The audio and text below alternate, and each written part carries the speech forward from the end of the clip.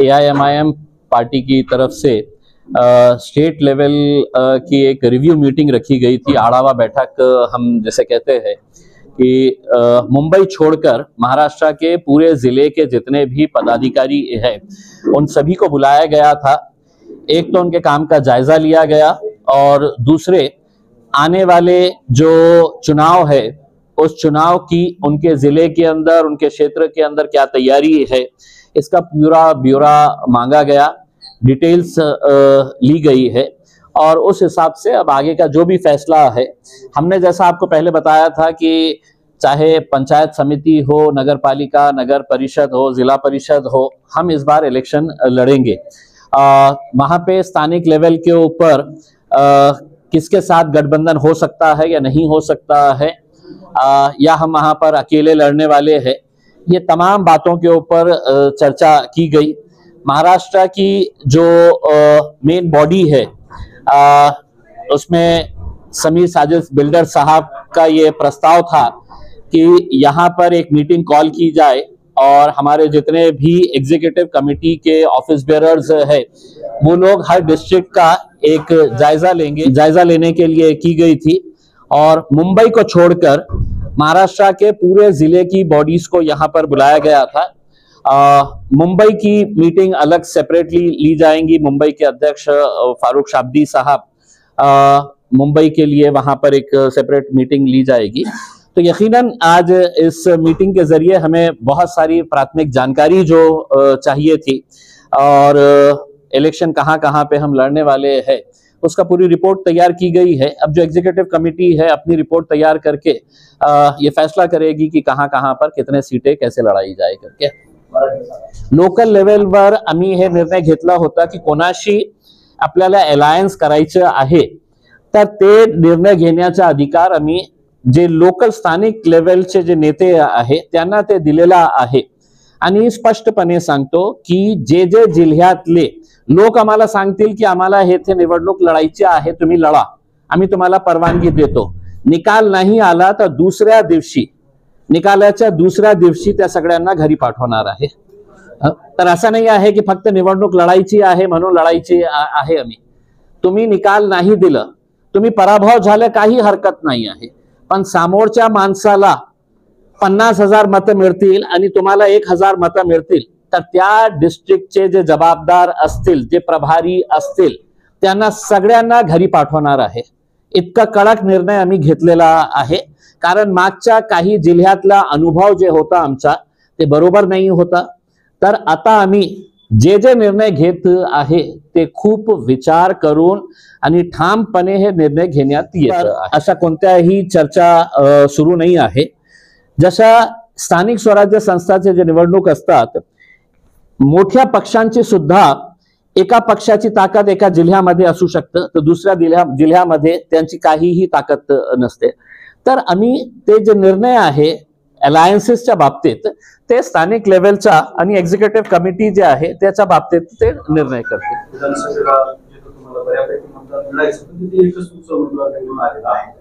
असं निराशाजनक वातावरण आहे, तुम्ही ते सिलेदार आहात, असं निराशाजनक वातावरण असताना जिल्हा परिषद पंचायत समितीमध्ये तुम्ही कशी काय म्हणता की इकडे ईव्हीएम वरती शंका आहे, दुसऱ्या बाजूला कुठला सहकारी पक्ष तुमच्या सोबत नाही, अशा परिस्थितीत कसं? आता तुम्ही माझा उदाहरण दिलेला आहे तर तुम्हाला सांगतो की आमचा पराभव झालेला आहे। MIM पक्षांनी एकटाच इलेक्शन लढलं होतं, कोणीही आमच्याकडे अलायन्स नाही होतं, कोणीही आम्हाला सपोर्ट केलेलं नाही होतं। मग इम्तियाज जलील सारखा एक उमेदवार जेव्हा या शहरामध्ये उभे राहतो त्याच्या विरोधात कोण असतं तर 3 जे सत्ताधारी पक्षांचा एक अलायन्स, फॉर्मिडेबल अलायन्स, त्याच्यामध्ये एकनाथ शिंदे साहेबांची शिवसेना, अजितदादा साहेबांची NCP आणि भारतीय जनता पार्टी हे एकत्र होते। सगळं पोलीस प्रशासन पैसा हे सगळं त्यांच्याकडे होतं आणि आम्ही एकटं लढलं। एकटं लढून सुद्धा आमचा पराभवाचा जे अंतर होता किती होता 2000 मतांचा कमी होता उसमें। तर अशा परिस्थितीमध्ये तुम्ही मला सांगत असेल की आमचा पराभव झालेला आहे, हे आमचा पराभव नाही आहे।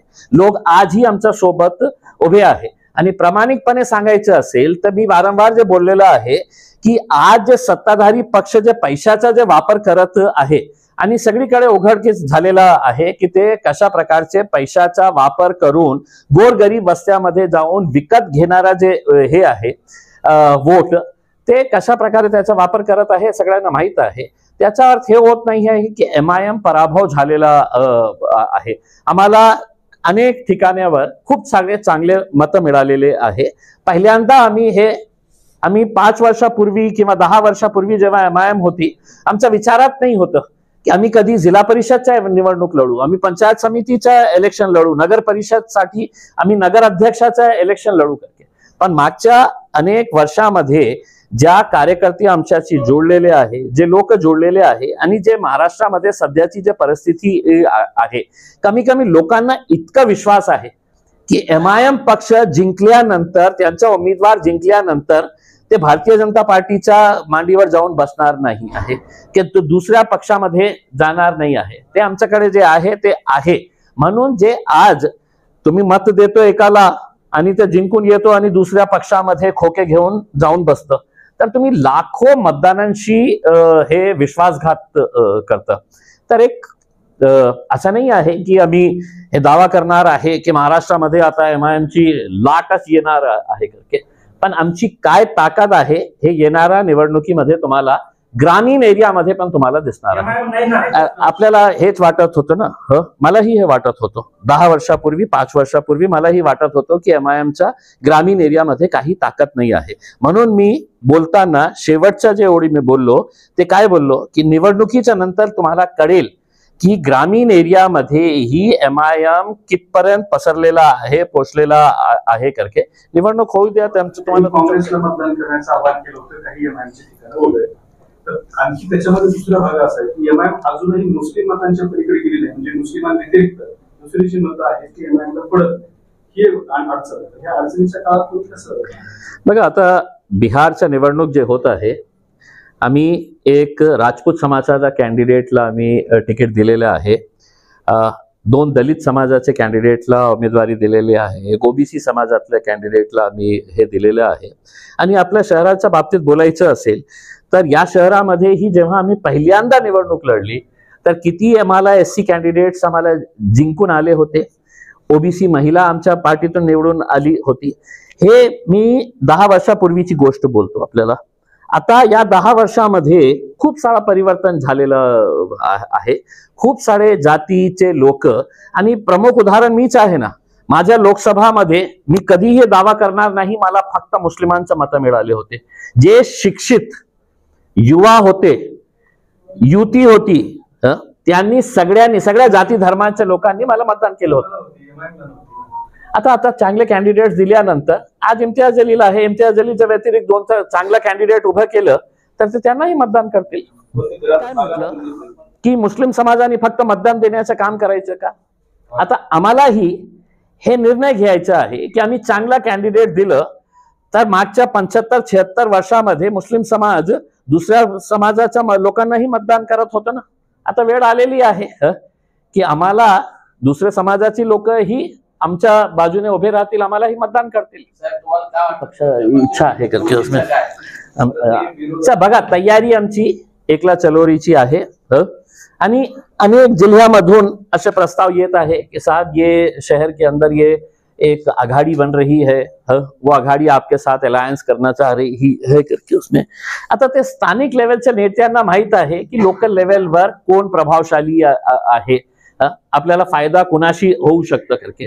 पण मोठ्या पक्षांची जी आज परिस्थिती आहे, मोठे पक्षांच्या बाबतीत बोलतो तर सगळ्यांना असं वाटतं की बाबा हे अलायन्स आपल्याला यांच्याशी करण्याची आवश्यकता आहे. कारण सगळ्यांना असं वाटतं की आपली ताकद इतकी आहे नाही. भाजपला असं वाटतं की एकनाथ शिंदेने जिंकू नये, एकनाथ शिंदेना असं वाटतं की अजित पवारांची सीट माझ्यापेक्षा जास्त येऊ नये, अजित पवारांना असं वाटतं की हे दोघांची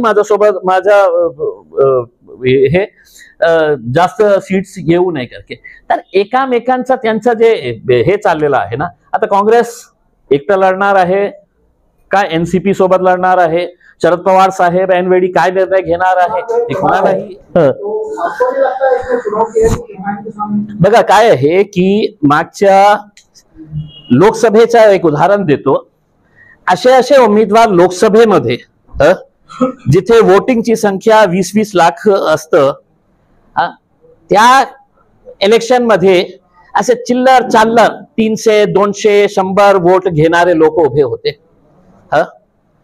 तर स्थानिक स्वराज्य संस्थांमध्येही असंच व्हायचं की कोणीतरी उभे राहतं, मग तिकीट घेतल्यानंतर फॉर्म भरल्यानंतर त्यांना काही तडजोड करायचे असतं की बाबा तुम्ही बसा, मी तुम्हाला पैसे देतो. हे सगळे धंदे जे सुरू होते ना, बहुतेक आता प्रभाग आल्यामुळे हे जे छोटे मोठे जे धंदा करणारे जे इलेक्शनच्या वेळी दर 5 वर्षांनी धंदा करणारे जे लोक आहे ते लोक संपतील. आता हे जे लोक आहे जे लोकसभामध्ये उभे होते ते तुम्हाला आमदारकीमध्ये तेच लोक आणि तेच कॉर्पोरेटरलाही तेच लोक उभे राहणार आहे, कारण त्यांनी धंदा केलेला आहे. आता एक की मी फॉर्म भरणार आणि माझ्याकडे 50 वोट आहे, तर माझ्या 50च्या हिशोबाने तुम्ही काय पैसे देणार आहे मी मागे घेतो. तर अशा धंदा करणारे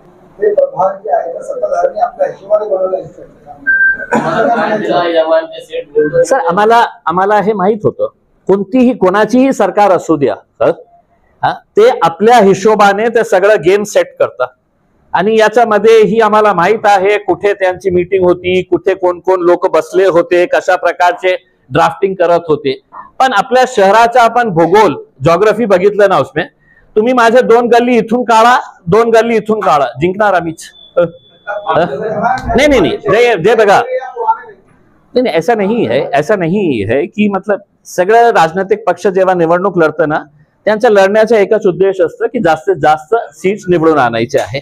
आता आमच्यापैकीही चांगले कॅन्डिडेट्स आहे, चांगले कॉर्पोरेटर्स आहे, ज्यांनी चांगलं काम केलेलं आहे आणि ज्यांनी नाही केलेलं आहे बहुतांश त्यांना मी बाहेर काढलेलं आहे ऑलरेडी.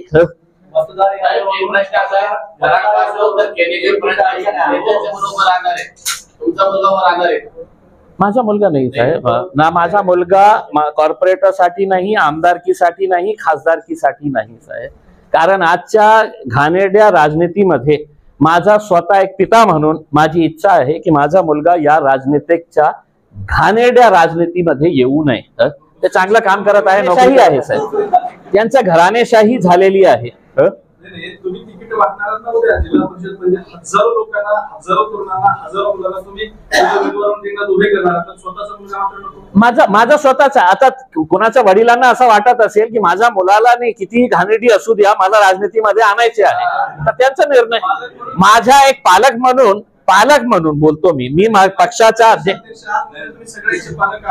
नाही, मी माझ्या बाबतीत मी व्यक्तिगत सांगितलेलं आहे, व्यक्तिगत मी माझा निर्णय घेतलेला आहे की माझ्या मुलांनी येऊ नये राजनीतीमध्ये. खूप घाणेरड्या, खूप खालच्या लेवलवर आपण महाराष्ट्रामध्ये राजनीती बघत आहे आणि दुर्दैवाने हे बॅक टू वर्स पर्यंत जाणार आहे. आता आपण जे बघत आहे ना ते खूप याच्यापेक्षा वाईट होणार आहे. काय आहे की मी स्वतः मागच्या आठवड्यात जेव्हा स्टेट इलेक्शन कमिशनरने मीटिंग कॉल केली होती सगळ्या राजनैतिक पक्षांचे एक एक प्रतिनिधींना, तर मी स्वतः त्या मीटिंग मध्ये गेलो होतो आणि तेच इलेक्शन कमिशनर वारंवार असा सिद्ध करण्याचा प्रयत्न करत होतो की आमच्या इलेक्शन किती फ्री अँड फेअर आहे. मी त्यांना एक उदाहरण दिलं की माझ्या शहरामध्ये आता महानगरपालिकेच्या इलेक्शनच्या संदर्भात एक असा कॅन्डिडेट आहे की ज्यांनी एक इलेक्शन SC सर्टिफिकेटवर इलेक्शन लढलं, दुसरा इलेक्शन त्यांनी ओबीसीच्या सर्टिफिकेटवर लढलं, तिसरा इलेक्शन त्यांनी इंडिपेंडंट म्हणून इलेक्शन लढलं. आणि जेव्हा त्याची तक्रार इलेक्शन कमिशन कडे गेली तर इलेक्शन कमिशनने सांगितलं की हे जबाबदारी महानगरपालिकेची होती.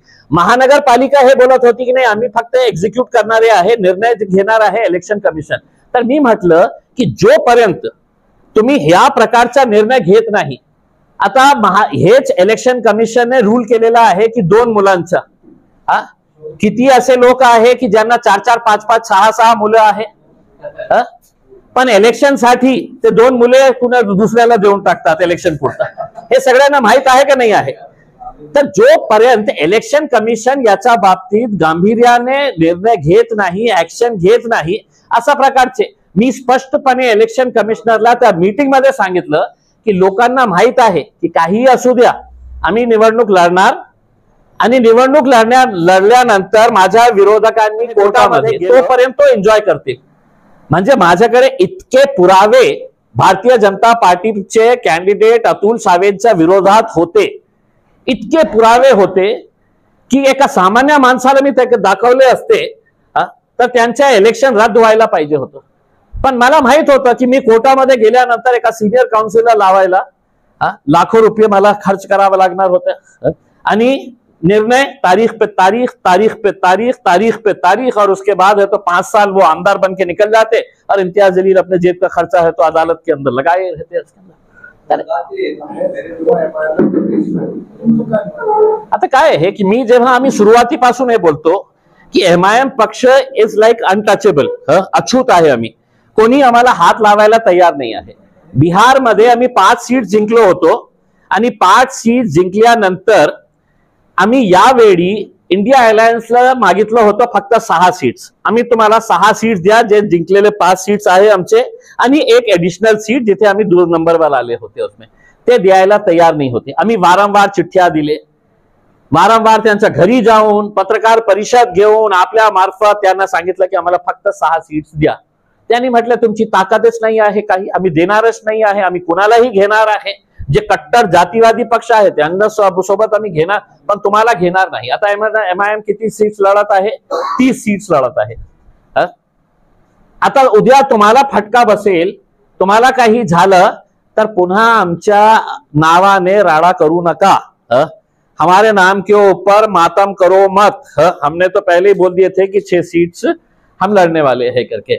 आता हे सगळे जे लोक आहे ना, राज साहेबांचे भाषण ऐका की काँग्रेसवर कसा तुटून पडत होते ते. एकदा भारतीय जनता पार्टीचे नरेंद्र मोदी साहेबांच्या बाबतीत कितीही चांगलं बोलत होते, नंतर किती वाईट बोलत होते. आता हे सगळे लोक एकत्र येणार आहे कारण त्यांना सगळ्यांना माहित आहे कि अकेले में हमारी कोई ताकत नहीं है, हमको किसी ना किसी का सहारा लगेगा करके. अगर हिम्मत कर रहा है कोई आज के दिन कि अकेले लड़ने की ताकत हमारे में है तो वो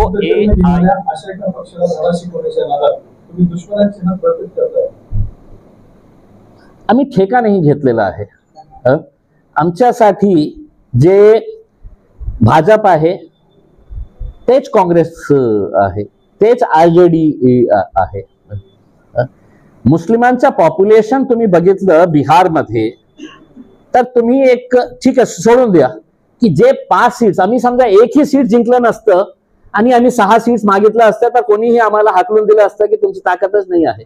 इथे आम्ही 5 सीट जिंकलेले आहे आणि 6 मागत आहे आम्ही, तर तुम्ही तेही द्यायला तयार नाही आहे आणि तुम्ही आम्हाला हे म्हणणार आहे. आरजेडीचे प्रमुख जे आहे तेजस्वी, त्यांनी म्हटलं होतं कि अगर आपको भाजप को अगर हराना है तो आप इलेक्शन ही मत लढो करके. म्हणजे असा सुझाव आम्ही काय गोट्या खेळण्यासाठी आलेले आहे का? आता 30 सीट्स आहे, आम्ही जाणार बिहारला आणि लिस्ट पाठवा मला. एक पत्रकाराचा जर मला माहित आहे सोशल मीडियावर खूप व्हायरल करत आहे तुम्ही, आणि त्यानं फक्त कॉर्पोरेटरनी तुम्ही त्यांना महापौर करून टाकलेले आहे, मला माहित आहे. मला माहित है कौन कौन आए.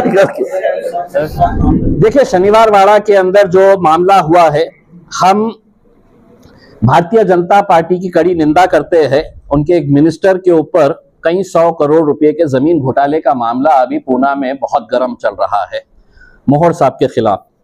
और ऐसे मौके के ऊपर मालूम है आरएसएस की स्ट्रेटेजी क्या होती है. जब मुद्दा एक होता है तो फौरन एक नया मुद्दा तैयार कर दिया जाता है और पूरा का पूरा मीडिया है तो उसकी तरफ है तो कैमरे को घुमा दिया जाता है. उसमें यही चाल इस बार भी खेली गई है कि वो जो एमएलए है, एमपी है राज्यसभा की मेधा कुलकर्णी, इतने सालों से, मैं खुद 12 साल पूना में रहा हूं, उसमें शनिवार वाड़ा कई मर्तबा गए हैं. वो जो वहां पर एक दरगाह है कई सालों से है, मतलब वहां के रहने वाले लोगों से अगर पूछेंगे आप 60 साल का तो वो बताएंगे आपको कि मेरे पैदाइश से मैंने है तो वो दरगाह देखा है.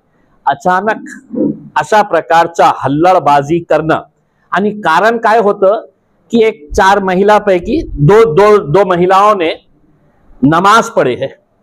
अब नमाज पढ़ने का मतलब ये है कि तमाम जाति धर्म और मजहब के लोगों ने उनसे सीख लेना चाहिए था कि हम कहीं पर भी रहो, हम बाजार में रहो, हम फ्लाइट में रहो, ट्रेन में रहो, या हम शनिवार वाड़ा के लॉन के अंदर गए हो, नमाज का वक्त हुआ उन्होंने नमाज पढ़े. वहां पर क्या गुनाह किए उन्होंने, ये बताइएगा. 2 मिनट के लिए अगर उन्होंने वहां पर नमाज पढ़ लिए बुरखे की हालत के अंदर, तो क्या उन्होंने वहां पे कोई पत्थर जमा किए, पत्थर को लाल रंग लगाए और वहां पर उन्होंने कहा कि अब ये हमारा हो गया है शनिवार वाड़ा करके? ऐसा कुछ किए हैं उन्होंने? और उसके बाद पुलिस ने उनके ऊपर एफआईआर रजिस्टर करना, ये उससे ज्यादा घटिया और घिनौनी बात है, किसी ना किसी के दबाव के अंदर आकर। देखिए, शनिवार वाड़ा का इतिहास जो है वो पेशवाओं से और छत्रपति शिवाजी महाराज से जुड़ा हुआ है। अगर छत्रपति शिवाजी महाराज को मुसलमानों से बैर नहीं था, तो ये चिंदी चोर कौन तैयार हो गए हैं जो उनका नाम लेकर अपने समाज को और ज्यादा बदनाम करने की जो कोशिश कर रहे हैं। मुसलमानों ने अगर नमाज पढ़े है वहां पर तो कोई गुनाह नहीं किए है, और वहां पर जो हल्लड़बाजी की गई है वो सिर्फ इसलिए की गई है कि वहां पर एक मुद्दा 300 करोड़ रुपए का बताया जाता है, कोई एक हॉस्टल की जमीन जो बेच दी गई है भारतीय जनता पार्टी का, और वही लोग आपस में एक दूसरे पर इल्जाम लगा रहे हैं। तो उसको डाइवर्ट करने के लिए आरएसएस की जैसी स्ट्रैटेजी रहती है कि फौरन मुद्दे को ढकेल दिया जाए करके अब वो मुद्दे के बारे में चर्चा हो जाए। नमाज का जो मुद्दा है वो उसको भटकाने के लिए किया गया है। हम पुणे पुलिस से अनुरोध करते हैं कि ये जो आपने भारतीय जनता पार्टी के दबाव में आकर ये जो महिलाओं का के ऊपर आपने एफआईआर रजिस्टर किया है, ये पहली मर्तबा ऐसा हुआ है ऐसा मैं नहीं समझता हूं। आज अगर आप मकबरे में चले जाए, दौलताबाद में चले जाए, कई नमाजी है, एयरपोर्ट के अंदर, फ्लाइट के अंदर अगर नमाज का वक्त होता है तो पढ़ लेते हैं, 2 मिनट लगता है करके उसमें। ये कुछ सीखिए दूसरे समाज के लोगों ने। कितने टाइम वहां पर मस्तानी ने नमाज पढ़ी होंगी, ये उस वक्त है तो किसी को कोई परहेज नहीं था। लेकिन ये नए नए जो अभी चिंकू पिंकू जो आ गए हैं ना, जो हिंदुत्व का अपना ये कि हिंदुत्व का पूरा बोझ जो है वो मेरे कांधों के ऊपर है, उसमें वो महिला एमएलए है जो बार बार ऐसे मुद्दों को लाकर कहीं ना कहीं मीडिया के अंदर वो अपने आप को आगे बढ़ाने की कोशिश कर रही है। नहीं, मेरा नहीं है। देखिए, आप पिछले 3-4 दिनों का पूना के अंदर, 1 हफ्ते का आप समझ लीजिएगा कि किस तरीके से वहां के एक एमएलए ने आरोप लगाया कि ये मंत्री का कैसा इसके अंदर इन्वॉल्वमेंट है करके। हाँ, मुरलीधर मोहोर जो सिविल एविएशन के स्टेट मिनिस्टर है, हाँ, उनका हाथ किस तरीके से है करके, भारतीय जनता पार्टी के है वो, उन्होंने तो उनको क्या मिला? मैं समझता हूं अगर सीसीटीवी फुटेज शनिवार वाड़ा का अगर निकाल के देखे 1 महीने के अंदर, तो हो सकता है आपको और ऐसे विजुअल्स मिल जाएंगे जहां पर एक आदमी कोने में खड़े रह के नमाज पढ़ ले रहा है, कोई एक महिला है तो बुरखे में होंगी तो कोने में खड़े रह के नमाज पढ़ ले रही होंगी। तो क्या शनिवार वाड़ा क्या ये कब्जा कर लिए है? देखिए, ये जो चुप चुप के हिंदुत्ववादी जो लोग जमा हो गए हैं, ये एक सोची समझी साजिश के तहत ये सब किया जा रहा है। And press the bell icon. Never miss an update.